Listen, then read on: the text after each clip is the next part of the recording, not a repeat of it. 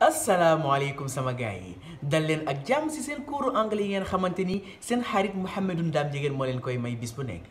Hello guys, welcome to your daily English classes offered by your friend Mouhamadou Ndam Jigéen. So today we are going to learn how to introduce ourselves. Tey nag mbokk yi dañuy jàng naka la ñuy présenter suñu bopp maanaam suñu ñëwee ci bërëbu liggéeyukaay bu bees wala ñu am entretien wu liggéey wala ñu rencontrer ay nit yu bees bu ñu waree présenter suñu bopp dafa am na ñu koy defee ci anglais ñu tàmbali. léegi booy tàmbali ginnaaw ba nga nuyoo ba pare démb jàng nañ naka la ñuy nuyoo ba yéen a ngi koy fàttaliku yéen a ngi koy fàttaliku ginnaaw ba ñu jógee ci nuyoo bi nag dañuy jàll ci wax suñu tur. boo nuyoo ba pare nga ne hi wala hello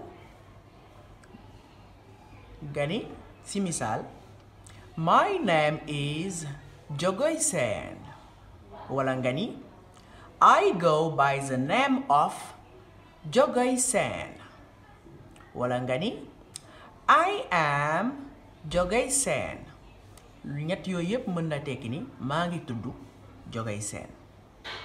boo jógee ci tur beeg sant bi nga wax fan nga dëkk nga ne I live in Réfane I live in Réfane foofu ngay wax ni maa ngi dëkk Réfane.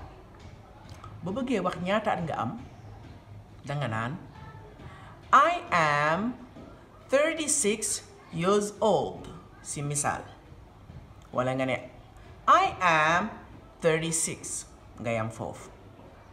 loolu yëpp muy tekki maa ngi am 36 ans. kon boog mbokk yi ñu jox leen dig daje suba incha allah si beneen cours anglais. See you guys tomorrow for another English class. Bye.